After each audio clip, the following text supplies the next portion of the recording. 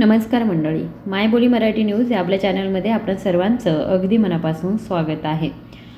आज मी तुमच्यासोबत एक गोष्ट शेअर करणार आहे, ज्यामुळे कदाचित एक प्रश्न निर्माण होईल. एवढा सोपा उपाय खरोखरच वृद्ध व्यक्तींची रात्रीची अस्वस्थता कमी करू शकतो का? नारळाचं तेल, एक सामान्य घरगुती वस्तू, खरोखरच रात्री वारंवार जागे होण्याच्या समस्येपासून आराम देऊ शकते का? मी अनेक वर्षांपासून वृद्धांच्या आरोग्य समस्यांचं निरीक्षण आणि समजून घेत आहे. दररोज असे रुग्ण पाहते ज्यांची सर्वात मोठी चिंता म्हणजे वारंवार लघवीमुळे त्यांची झोप खंडित होते. ते स्वतः असे मानतात की ही समस्या त्यांच्या वयामुळे वाढत आहे, पण खरी समस्या फक्त वयाची नाही आहे. कधीकधी शरीर काही विशिष्ट सिग्नल देतं, ज्याकडे लक्ष दिल्यास लक्षणीय आराम मिळू शकतो. पण आज मी तुमच्यासोबत जे शेअर करणार आहे ते त्या दिवसापासून सुरू होतं जेव्हा एक वृद्ध जोडपं क्लिनिकमध्ये येतं. पती सुमारे 75 वर्षांचे आहेत आणि त्यांच्या चेहऱ्यावरती थकवा स्पष्टपणे दिसत आहे. त्यांची पत्नी म्हणते की डॉक्टर, त्यांना दररोज रात्री 5 ते 6 वेळा जागं व्हावं लागतं. झोपेच्या कमतरतेमुळे चिडचिडेपणा, अशक्तपणा आणि चिंता वाढते. त्या क्षणी मला असं जाणवतं की भारतातील लाखो वृद्धांनाही हीच समस्या भेडसावत आहे. पण काही दिवसांनी दुसरा रुग्ण येतो तेव्हा खरं सत्य समोर येतं. त्याचं नाव असतं राम आणि तो 80 वर्षांहून अधिक वयाचा होता, पण तरीही आत्म्याने खंबीर होता. तर तो म्हणाला की डॉक्टर, मी तुमच्या मागच्या सल्ल्याचं पालन केलं आणि काही बदल केले. आता मी रात्रीतून एकदाही उठत नाही. हे ऐकून त्याचं हास्य माझ्यासाठी औषधासारखं होतं. मंडळी, कधीकधी शरीराची काळजी घेण्यासाठी मोठ्या उपचारांची आवश्यकता नसते. काही नियम, काही पावले, थोडी काळजी मोठा फरक करू शकते. पण लक्षात ठेवा, मी जे काही शेअर करते ते आराम देण्यासाठी असतं. मी कोणताही आजार पूर्णपणे नष्ट करण्याचा दावा करत नाही. खरा उपचार नेहमीच तपासणी आणि तज्ज्ञांच्या सल्ल्यानेच येतो. आता तो सोपा उपाय येतो जो मी आज तुमच्यासोबत शेअर करणार आहे.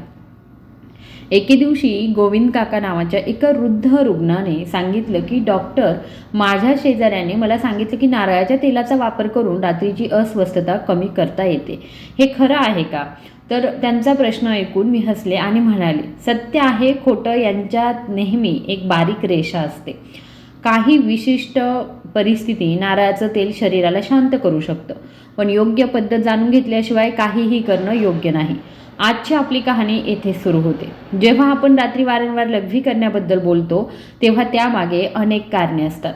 कधीकधी वयामुळे स्नायू कमकुवत होतात, कधीकधी जास्त पाणी किंवा चहा किंवा कॉफीचं सेवन होतं, कधीकधी औषधांचा परिणाम होतो, कधीकधी मधुमेह किंवा रक्तदाब समस्या असतात आणि कधीकधी मानसिक ताण देखील असतो. म्हणून प्रत्येक व्यक्तीसाठी उपाय हा वेगळा असतो. परंतु नारळाचं तेल काही विशिष्ट शारीरिक प्रक्रिया शांत करून काही लोकांना आराम देऊ शकतं. ते शरीराला आराम, उबदारपणा आणि गुळगुळीतपणा प्रदान करतं. मूत्रमार्गाच्या आणि आजूबाजूच्या स्नायूंमध्ये ताण कमी करतं. बरेच वृद्ध लोक म्हणतात की झोपण्यापूर्वी थोडंसं मालिश किंवा त्याचं सेवन केल्याने त्यांना शांती मिळते. मला आठवतं जेव्हा आशाताई, जी सुमारे 70 वर्षांची होती, त्या म्हणाल्या होत्या मला की रात्री जागं होऊन मला थकवा येतो. माझ्या मुली नेहमी म्हणतात की मी मोठी होत आहे, पण मी खरोखर काही करू शकते का? त्यांच्या डोळ्यात आशा आणि थकवा दोन्ही होतं. मी त्यांना खात्री दिली की शरीराचं संतुलन पुनर्संचयित करण्यासाठी काही उपाय आहेत. त्यापैकी एक म्हणजे नारळाच्या तेलाचा काळजीपूर्वक वापर, ज्यामुळे काही रुग्णांना नक्कीच आराम मिळतो तर काहींना नाही. परंतु पद्धत योग्य असेल आणि डोस संतुलित असेल तर प्रयत्न करण्यात काहीच गैर नाही आहे. मंडळी, मला माहीत आहे की तुम्ही या व्हिडिओवर त्याच आशेने आला आहात. रात्रीची अस्वस्थता कशी कमी करता येते? नारळाचं तेल खरोखर काम करू शकतं का? हा प्रश्न वैध आहे आणि मी त्याचे प्रामाणिकपणे उत्तरसुद्धा देते, पण हळूहळू, जेणेकरून तुम्ही सर्व काही समजून घेऊ शकाल आणि त्या चुकासुद्धा टाळू शकाल. कारण कोणत्याही उपायाची खरी शक्ती त्याच्या योग्य वापरात आहे. चुकीची पद्धत हानी पोहोचवू शकते तर योग्य पद्धत आराम देऊ शकते. आज मी प्रत्येक पायरी समजावून सांगणार आहे. वृद्धांना सुरक्षित आणि आरामदायी ठेवण्यासाठी कधी आणि किती वापरावं, पण हे सर्व व्हिडिओच्या पुढे, जिथे आपण नारळाच्या तेलाची योग्य निवड आणि त्याचे शरीरावर होणारे परिणाम समजून घेऊन सुरुवात करू. आता पुढच्या भागामध्ये जाऊया. चला तर मग आपण आपल्या मार्गावरती जाऊया, जिथे आपण हळूहळू नारळाच्या तेलाची योग्य निवड, त्याचे गुणधर्म आणि शरीरावर होणारे परिणाम समजून घेऊ. कारण कोणताही उपाय फक्त तेव्हाच परिणाम देतो जेव्हा त्याचा पाया योग्य असतो. मी तुम्हाला प्रत्येक गोष्ट अगदी स्पष्ट आणि सोप्या भाषेमध्ये समजावून सांगेन, जेणेकरून चुकीसाठी जागा राहणार नाही आणि वृद्धांना सुरक्षित राहून आराम मिळू शकेल. प्रथम हे समजून घ्या की सर्व नारळाचं तेल सारखं नसतं. बरेच रुग्ण माझ्याकडे येतात आणि विचारतात की दुकानदाराने सांगितलं की हे सर्वोत्तम आहे, मी ते वापरावं का? पण मी नेहमी सांगते की तेल महाग आहे म्हणून ते चांगलं आहे असं नाही. त्याची शुद्धता आणि तयार करण्याची पद्धत देखील महत्त्वाची आहे. काही रुग्णांनी लावल्यावर विचित्र वास किंवा जळजळ झाल्याची तक्रार केली. मी त्यांना समजावून सांगते की अशुद्ध तेल फायद्यापेक्षा जास्त समस्या निर्माण करू शकतं. मला सुमारे 78 वर्षांचे रामकाका आठवतात. ते म्हणाले, माझी मुलगी, मी माझ्या घराजवळील एका दुकानातून तेल विकत घेतले होते, पण मी ते लावताच ते जळू लागलं, आग होऊ लागली. जेव्हा मी तेल पाहिलं तेव्हा मला पहिला संशय आला की हे भेसळयुक्त असू शकतं आणि खूप गरम प्रक्रिया केलेलं सुद्धा असू शकतं. मी नवीन तेलाची शिफारस केली आणि काही दिवसांतच तिने मला सांगितलं की आता कोणतीही जळजळ होत नाही आणि उलट तिला आराम वाटतो. हे उदाहरण दाखवतं की तेलाची गुणवत्ता हीच पहिली पायरी आहे. आता नारळाच्या तेलाच्या गुणधर्मांबद्दल बोलूया. ते स्वभावाने थंड मानलं जातं, परंतु शरीरावर लावल्यावर ते थोडंसं उबदारपणा देतं, कारण त्वचा ते लवकर शोषून घेते. ते शरीराला एक गुळगुळीत भावना प्रदान करतं, कोरडेपणा, घट्टपणा आणि सौम्य जळजळ यासारख्या परिस्थिती कमी करतं. वृद्ध लोकांमध्ये रक्तवाहिन्या आणि स्नायू अनेकदा कडक होतात, ज्यामुळे अधूनमधून लघवी होते किंवा वारंवार लघवी होते. या परिस्थितीत थोडीशी गुळगुळीतपणा अनेकदा आराम देऊ शकतो. आशाताई, ज्यांच्या मी पहिल्या भागामध्ये उल्लेख केला, त्या एके दिवशी मला म्हणाल्या की डॉक्टर, मी तुमच्या सांगण्यावरून थोडंसं तेल लावलं आणि मला थोडासा मऊपणा जाणवला. तिच्या स्मित हास्याने स्पष्ट झालं की काहीतरी आराम मिळाला आहे. तथापि मी तिला असंही म्हटलं की एक जादूचा उपाय नाही जो त्वरित परिणाम देईल. जर ते शरीराला हळूहळू काही दिवसांमध्ये अनुकूल असेल तरच त्याचे फायदे दिसून येतील. आता दुसरा मोठा प्रश्न येतो, ते सेवन करावे की फक्त लावावे? मंडळी, हा एक अतिशय महत्त्वाचा प्रश्न आहे. बरेच लोक ही चूक करतात. काही वृद्ध लोक स्वतःहून तेल पिण्यास सुरुवात करतात. त्यांना वाटतं की ते लवकर फायदे देईल. तथापि शरीराची रचना, वय, औषधांचा परिणाम आणि पचन हे सर्व व्यक्तीनुसार बदलतं. म्हणून कोणत्याही वृद्ध व्यक्तीने थेट तेल सेवन करण्यापूर्वी अत्यंत सावधगिरी बाळगली पाहिजे.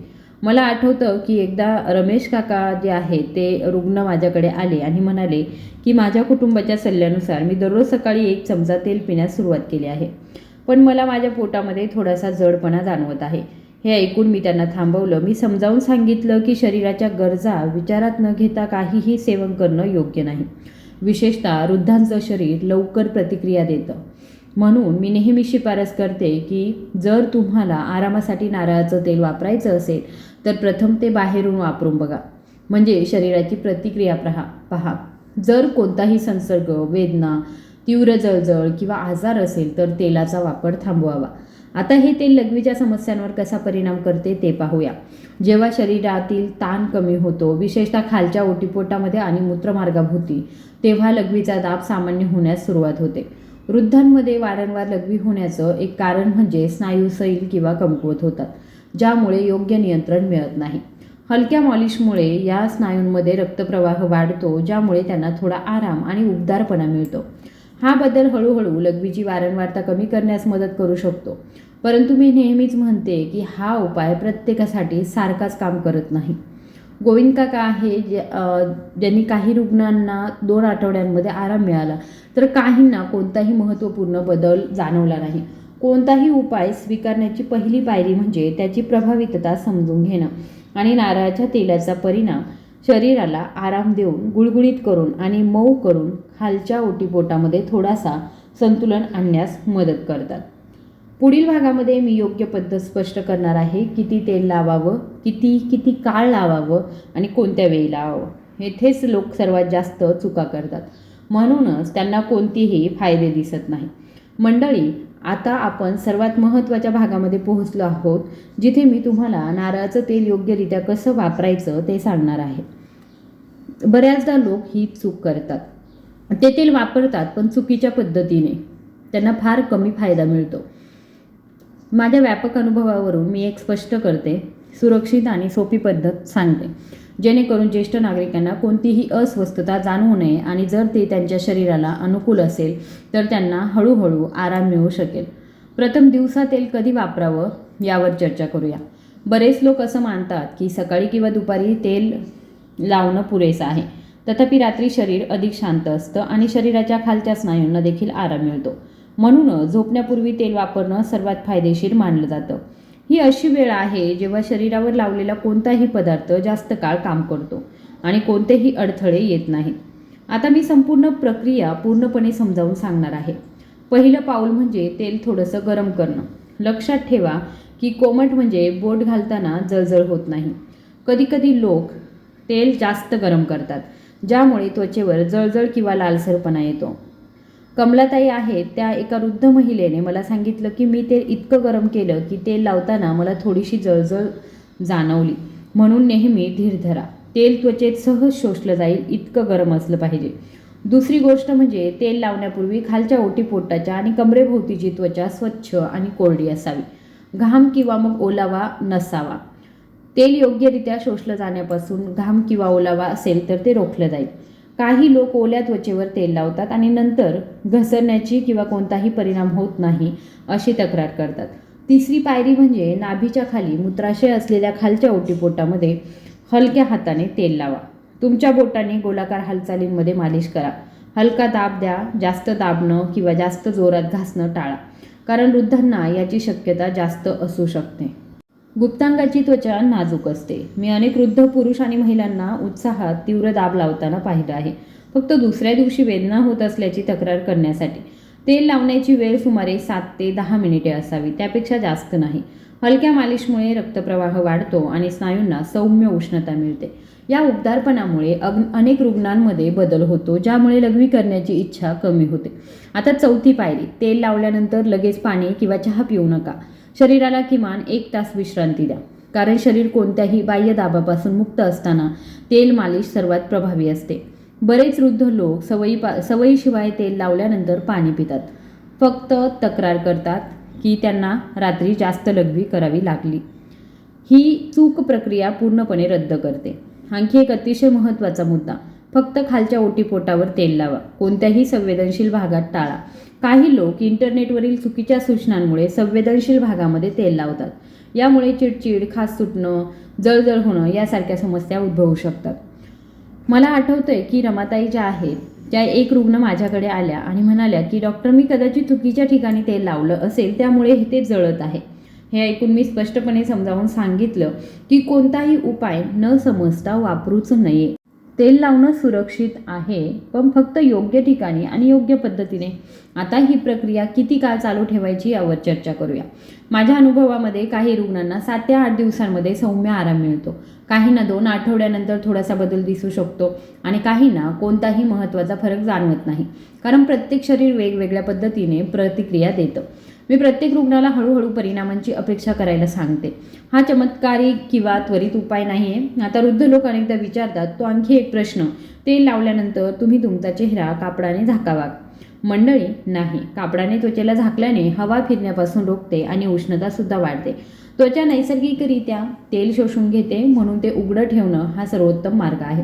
तुम्ही हलके सैल कपडे घालू शकता जेणेकरून त्वचा आरामदायी राहील. आता एक अतिशय महत्त्वाची सूचना, जर एखाद्या वृद्ध व्यक्तीला खालच्या ओटीपोटामध्ये तीव्र वेदना, जळजळ, रक्तस्राव, ताप किंवा मूत्रमार्गामध्ये अडथळा येत असेल तर त्यांनी ताबडतोब तज्ज्ञांचा सल्ला घ्यावा. अशा परिस्थितीमध्ये तेल मालिश अजिबात करू नये. मोहन काका आहेत तर ते म्हणाले की मी तेल लावलं पण उठल्यावर मला तीव्र वेदना जाणवल्या. तपासणी केल्यावर असं आढळलं की त्यांना संसर्ग झाला आहे. त्यांना ताबडतोब मालिश थांबवण्याचा आणि उपचार सुरू करण्याचा मी सल्ला दिला. मंडळी, जेव्हा शरीर त्यासाठी तयार असेल तेव्हाच तेलाचा योग्य वापर सुरक्षित असतो. त्याचा गैरवापर समस्या आणखी वाढवू शकतो. म्हणूनच हे समजून घेणं महत्त्वाचं आहे की हा उपाय फक्त तेव्हाच वापरावा जेव्हा कोणतीही गंभीर समस्या नसेल तर आणि शरीर विश्रांतीच्या स्थितीत असेल तर. पुढील भागामध्ये मी तुम्हाला सांगते की जलद आणि अधिक चिरस्थायी आराम देण्यासाठी तेलाच्या वापरासह कोणत्या दैनंदिन सवयी एकत्र केल्या जाऊ शकतात. कारण फक्त तेल लावणं पुरेसं नाही, शरीराला आतून संतुलित करणं आवश्यक आहे. आता आपण अशा टप्प्यावर पोहोचलो आहोत जिथे केवळ नारळाच्या तेलाचा वापरच नाही तर दैनंदिन सवयींचा समतोल देखील तितकाच महत्त्वाचा आहे. माझ्या स्वतःच्या अनुभवांवर आधारित मी रात्री वारंवार लघवी होण्याची समस्या कमी करण्यासाठी अत्यंत उपयुक्त ठरणाऱ्या काही टिप्स शेअर करणार आहे. सत्य हे आहे की एकाच उपायाने कधीही पूर्ण आराम मिळत नाही, पण जेव्हा अनेक छोटी पावले एकत्र केली जातात तेव्हा आराम लवकर जाणवतो आणि तो टिकतो सुद्धा. प्रथम रात्रीच्या वेळी पाणी पिण्याबद्दल बोलूया. हे असं काही आहे ज्याबद्दल लोक सहसा विचार करतात, परंतु त्याचा परिणाम खोलवर जातो. अनेक वृद्ध लोकांना मी पाहिले की रात्री सवयीनुसार थोडंसं पाणी पिताना त्यांना वाटतं की यामुळे त्यांचा घसा कोरडा राहील आणि त्यांची झोप चांगली येईल. पण ही छोटी सवय रात्री वारंवार लघवी होण्याचं सर्वात मोठं कारण बनतं. मला भोला काका आठवतात, जे सुमारे 80 वर्षांचे आहे आणि ते म्हणाले की डॉक्टर, मला झोपण्यापूर्वी पाणी पिण्याची सवय आहे. जेव्हा मी त्यांना झोपण्यापूर्वी 2 तास अगोदर पाणी पिणं थांबवा असं सांगितलं तेव्हा त्यांना सुरुवातीला ते खूप कठीण वाटलं, पण 2 आठवड्यानंतर ते हसले आणि म्हणाले, आता मी रात्री फक्त एकदाच उठतो. हा बदल एका साध्या सवयी सोडून दिल्याने झाला आहे. आता संध्याकाळचा चहा किंवा कॉफीबद्दल बोलूया. वृद्धांमध्ये एक प्रिय सवय, अनेकांसाठी हा दिवसातील सर्वात आरामदायी क्षण असतो. पण जसजसं आपण वयस्कर होतो तसतसं कॅफिनचा शरीरावर होणारा परिणाम जास्त काळ टिकतो. कॅफिनमुळे लघवी वाढते आणि झोपही कमी होते. मला सावित्रीताई आठवतात, ज्या संध्याकाळी कडक चहा पित असत. मी त्यांना ही सवय सोडण्याचा सल्ला दिला तेव्हा ती संध्याकाळी कडक चहा सोडण्याबद्दल हसली आणि म्हणाली की डॉक्टर, यामुळे माझ्या दिवसाची मजाच खराब होईल. पण जेव्हा रात्री अधिक अस्वस्थ होऊ लागल्या तेव्हा त्यांनी हळूहळू चहाचं सेवन कमी केलं. काही काळानंतर तिला जाणवलं की तिच्या रात्री शांत झाल्या आहेत. आता आणखी एक महत्त्वाचा मुद्दा, खालच्या पोटासाठी आणि कमरेसाठी हलके व्यायाम. अनेक वृद्धांना असं वाटतं की व्यायाम म्हणजे जड काम, पण प्रत्यक्षात 5 ते 7 मिनिटांचा हलका व्यायाम खूप फरक करतो. वृद्धांचे स्नायू, विशेषतः कंबर, पोट आणि कमरेभोवती हळूहळू कमकुवत होतात. जेव्हा हे स्नायू योग्यरित्या कार्य करत नाही तेव्हा मूत्र नियंत्रण देखील बिघडू लागतं. मी अनेक वृद्धांना साधं सीटअप्स आणि हळूहळू साईड स्ट्रेचिंग करताना पाहिलं आहे. मी आरामदायी श्वासाचे व्यायाम सुचवले आहेत. काही दिवसांतच त्यांना नियंत्रणाची भावना जाणवते. लोक सहसा दुर्लक्ष करणारी आणखी एक गोष्ट म्हणजे जास्त मीठ शरीरात पाणी टिकवून ठेवतं, ज्यामुळे रात्री लघवी करण्याची इच्छा वाढते. रमेश काका आहे, ते एकदा हॉस्पिटलमध्ये आले आणि म्हणाले की मी फक्त पृष्ठभागावरती थोडंसं मीठ शिंपडतो, पण ते थोडं त्यांच्या शरीरासाठी खूप जास्त असल्याचं सिद्ध होतं. जेव्हा त्यांनी मीठ कमी केलं तेव्हा पुढच्याच महिन्यामध्ये त्यांनी सांगितलं की त्यांच्या रात्रीच्या सवयी सुधारल्या आहेत. आता आतड्यांच्या नियमिततेबद्दल बोलूया. हो, बद्धकोष्ठता रात्रीच्या लघवीशी संबंधित आहे. अनेक लोकांना हे समजत नाही. जेव्हा आतडे स्वच्छ नसतं तेव्हा खालच्या ओटीपोटावर थोडासा दबाव येतो, ज्यामुळे मूत्राशय थोडं संवेदनशील होतं. परिणामी अधूनमधून लघवी करण्याची इच्छा होते. मी वृद्धांना रात्रीच्या जेवणात हलक्या भाज्या, थोडंसं कोमट पाणी आणि कधीकधी 1 चमचा तूप खाण्याचा सल्ला दिला आहे. हे पोट शांत करतं आणि रात्री मूत्राशयाच्या अनावश्यक हालचालींना प्रतिबंधित करतं. अनेक रुग्णांमध्ये मी आणखी एक गोष्ट लक्षात घेतली आहे, ती म्हणजे झोपताना मनामध्ये चिंता, जास्त विचार करणाऱ्या वृद्धांना रात्री लघवी करण्याचा जास्त दबाव जाणवतो. हे शरीराचं स्वरूप आहे. मानसिक ताणामुळे शरीराच्या मूत्रमार्गावरती दबाव येतो. छोट्या छोट्या गोष्टींबद्दल काळजी करणाऱ्या आशाताई म्हणाल्या की त्या दररोज रात्री भीतीने जाग्या व्हायच्या. मी त्यांना झोपण्यापूर्वी हळूहळू श्वास घेण्याची साधी सवय शिकवली. काही दिवसांमध्येच त्यांनी रात्री उठण्याची गरज कमी झाल्याचं सांगितलं. आता या सवयींना नारळाच्या तेलाच्या मालिशसह एकत्रित केल्याने अधिक संतुलित परिणाम होतो. ज्याप्रमाणे मालिशचा उबदारपणा आणि गुळगुळीतपणामुळे शरीर बाहेरून मऊ होतं, त्याचप्रमाणे या छोट्या सवयी आतून संतुलित होतात. जेव्हा दोन्ही एकत्र केले जातात तेव्हाच परिणाम स्थिर आणि जास्त काळ टिकू शकतात. काही लोक मला विचारतात की मी तेलाने मालिश करताना मंत्र जप करावा, ध्यान करावं किंवा मग विशिष्ट शब्द जपावे का? उत्तर सोपं आहे. शरीराला फक्त विश्रांतीची आवश्यकता असते. जेव्हा मन शांत असतं, स्नायू आराम करतात, जेव्हा स्नायू आरामशीर असतात तेव्हा मूत्राशय दबाव आणत नाही. मी नेहमीच असं म्हटलं आहे की मनाची आणि शरीराची शांती ही वृद्धांच्या अर्ध्या आजारांवर उपाय आहे. मी असे अनेक वृद्ध लोक पाहिले आहेत ज्यांचं कुटुंब काळजीत असतं. ते वारंवार विचारतात, डॉक्टर आपण काय करावं? मी नेहमीच एकच सांगते, रात्रीच्या वेळी वृद्धांना ताण देऊ नका, त्यांच्यावर टीका करू नका, त्यांना पुन्हा पुन्हा जागं होण्यास सांगू नका. या छोट्या छोट्या गोष्टी त्यांच्या मनावर भार टाकतात आणि समस्या आणखीच बिकट होते. मंडळी, तेल मालिश, पाण्याचं संतुलन, संध्याकाळचा चहा कमी करणं, हलकासा व्यायाम, मीठ नियंत्रण, पोट स्वच्छ ठेवणं आणि मन शांत ठेवणं हे सर्व एका प्रक्रियेचा भाग आहे, ज्यामुळे वृद्धांना हळूहळू आराम मिळतो. आता पुढच्या भागामध्ये मी स्पष्ट करेन की या सवयींचा वापर नारळाच्या तेलासह एकत्रित केल्याने दीर्घकालीन आराम कसा मिळू शकतो आणि सर्वात महत्त्वाचं म्हणजे तुम्ही हा दृष्टिकोन कधी थांबवावा आणि कोणत्या परिस्थितीमध्ये तुम्ही ताबडतोब तज्ज्ञांचा सल्ला घ्यावा. मंडळी, आपण आता 5व्या आणि शेवटच्या भागामध्ये पोहोचलो आहोत. येथे मी संपूर्ण प्रक्रियेचा निष्कर्ष, त्याच्या मर्यादा, त्याचे फायदे आणि सर्वात महत्त्वाचं म्हणजे वृद्धांच्या भावना आणि कुटुंबाची जबाबदारी सामायिक करणार आहे. कारण कोणत्याही उपायाची खरी शक्ती केवळ त्याच्या पद्धतीत नाही, तर आपण ती समजून संयम आणि प्रेमाने कशी लागू करू शकतो यावर आहे. आतापर्यंतच्या भागामध्ये तुम्ही नारळ तेलाचा योग्य वापर कसा करायचा, कोणत्या खबरदारी आवश्यक आहे, कोणत्या सवयींमुळे ही समस्या कमी होऊ शकते हे शिकलात. पण आता हे सर्व एकत्रितपणे दीर्घकालीन संतुलन कसे निर्माण करतं यावर चर्चा करूया. सर्वात प्रथम हे समजून घ्या की शरीर कोणत्याही बदलांशी लगेच जुळवून घेत नाही. विशेषतः वृद्ध प्रौढांमध्ये जिथे स्नायू, नसा, जळजळ, संवेदनशीलता आणि नियंत्रण यंत्रणा सर्व हळूहळू कार्य करतात. म्हणून जेव्हा नारळ तेलाची मालिश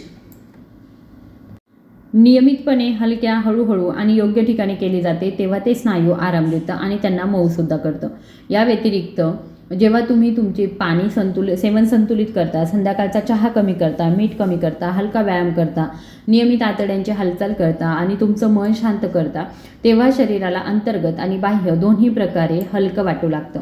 या एकत्रित परिणामामुळेच लघवीच्या समस्या कमी होऊ शकतात.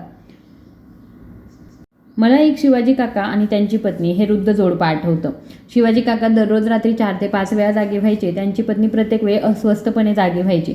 जेव्हा ते माझ्याकडे येत असत तेव्हा त्यांची समस्या फक्त शारीरिक नव्हती, ती मानसिक देखील होती. त्यांना वाटलं की त्यांच्या वयाची अडचण आहे आणि त्यातून सुटका होणं आवश्यक आहे. पण मी त्यांना सांगितलं की जेव्हा आपण प्रयत्न करणं थांबवतो तेव्हा आपण कोणत्याही समस्येला तोंड देतो. ते दोघेही नियमांचं पालन करू लागले. तेल मालिश, हायड्रेशन, हलका व्यायाम, शांत मन. जेव्हा ते 2 महिन्यांनी परतले तेव्हा शिवाजी काका हसले आणि म्हणाले, डॉक्टर, आता मी दिवसातून फक्त एकदाच उठतो, रात्रीतून फक्त एकदाच उठतो. त्यांचं हास्य आणि त्यांच्या पत्नीच्या डोळ्यांतील आराम माझ्यासाठी बक्षिसासारखा होता. मंडळी, मी हे देखील स्पष्ट करू इच्छिते की हा उपाय प्रत्येकासाठी सारखंच काम करत नाही. काही वृद्धांना लक्षणीय आराम मिळतो, काहींना सौम्य आराम मिळतो आणि काहींना अजिबातच आराम मिळत नाही. कारण समस्येचं मूळ कारण व्यक्तिपरत्वे बदलतं. कधीकधी ते स्नायू कमकुवतपणा असतं, कधीकधी ते औषधांचा परिणाम असतं, कधीकधी मधुमेह, कधीकधी संसर्ग, कधीकधी ताण आणि कधीकधी शरीराची स्थिती देखील. वृद्धत्व नारळाचं तेल फक्त अशा परिस्थितीतच मदत करतं जिथे शरीराला सौम्य उष्णता, मऊपणा आणि रक्ताभिसरणाची आवश्यकता असते. हे सर्व उपचार नाही तर एक सहाय्यक प्रक्रिया आहे. हे उपचार ताबडतोब कधी थांबवावे हे समजून घेणं तितकंच महत्त्वाचं आहे. जर एखाद्या वृद्ध व्यक्तीला तीव्र वेदना, जळजळ, लालसरपणा, रक्तस्राव, लघवी करताना तीव्र वेदना, वारंवार संसर्ग, ताप किंवा अचानक लघवी थांबणं असे अनुभव येत असतील तर नारळाच्या तेलाची मालिश टाळली पाहिजे. या परिस्थितीमध्ये वेळ महत्त्वाचा आहे. जितक्या लवकर तुम्ही एखाद्या तज्ज्ञांचा सल्ला घ्याल तितक्या लवकर तुम्हाला तुमचं कारण सापडेल. कधीकधी लोक विचार करतात थोडा वेळ थांबूया आणि तेल आराम देते का बघूया, पण असं करणं खूप धोकादायक असू शकतं. मला रामेश्वर काका आठवतात. एक रुग्ण आहेत, ते वेदना असूनही तेल लावत राहिले. ते माझ्याकडे आले तोपर्यंत त्यांची प्रकृती फार बिघडली होती. जर ते वेळेवर आले असते तर सौम्य त्यांची तकलीफ जी आहे ती सौम्य राहिली असती. म्हणूनच मी नेहमी म्हणते की जेव्हा शरीर काहीतरी चुकीचं असल्याचं संकेत देत असेल तेव्हा उपचार थांबवा आणि त्याची तपासणी करा. आता वृद्धांना सर्वात जास्त आवश्यक असलेल्या मानसिक आधाराबद्दल बोलूया. मंडळी, वृद्धांचं मन खूपच संवेदनशील आहे. त्यांना स्वतःच्या आजारापेक्षा त्यांच्या कुटुंबाच्या चिंतेचा जास्त त्रास होतो. त्यांना ओझं वाटतं. कधीकधी ते असंही म्हणतात, तुम्हाला आमच्यामुळे काळजी वाटते. मी प्रत्येक कुटुंबाला हे सांगू इच्छिते, जेव्हा तुम्ही वृद्धांशी धीर देता, त्यांना प्रेमाने गोष्टी समजावून सांगा आणि त्यांच्या रात्रीच्या त्रासांसाठी त्यांना दोष देऊ नका, तेव्हा त्यांचं मन थोडं हलकं होईल. आणि जेव्हा मन हलकं होतं तेव्हा शरीर हळूहळू संतुलन साधतं. आणखी एक गोष्ट, कधीही वृद्ध व्यक्तीला ते म्हातारे झाल्याचं सांगू नका. हे घडतं हे विधान त्यांचं मन मोडतं. वृद्ध होणं ही कमकुवतपणा नाही तर अनुभवाचा खजिना आहे. त्यांना आदर, कोमलता आणि विश्वासाची आवश्यकता आहे. आता या प्रवासाच्या शेवटी मी तुम्हाला सांगू इच्छिते, कोणत्याही समस्येचं निराकरण केवळ उपायात नाही तर संयम, शिस्त, करुणा आणि योग्य दिशेने आहे. नारळ तेल हे एक साधं साधन आहे जे योग्य प्रकारे, योग्य वेळी आणि योग्य व्यक्तीला लागू करून आराम देऊ शकतं. परंतु खरी शक्ती त्यांना मिठी मारणाऱ्या व्यक्तीमध्ये आणि त्यांना आधार देणाऱ्या कुटुंबामध्ये आहे. मंडळी, जर तुम्ही तुमच्या वृद्धांसाठी हा व्हिडिओ पाहत असाल तर आजच त्यांना खात्री देऊन सुरुवात करा की ते एकटे नाही आहात. आणि जर तुम्ही स्वतः वृद्ध असाल तर लक्षात ठेवा की तुमचं आरोग्य हे तुमची जबाबदारी आहे, पण तुमचं जीवन ही तुमची ताकद आहे. आणि ही माहिती मी तुम्हाला नेहमीच धीराने देत राहील. तुम्ही निरोगी शांत राहा आणि रात्रीची प्रत्येक झोप तुम्हाला शांती देवो, हीच माझी मनापासून इच्छा आहे. व्हिडिओ जर आवडला असेल तर कृपया व्हिडिओला लाईक, शेअर आणि सबस्क्राईब करा. धन्यवाद.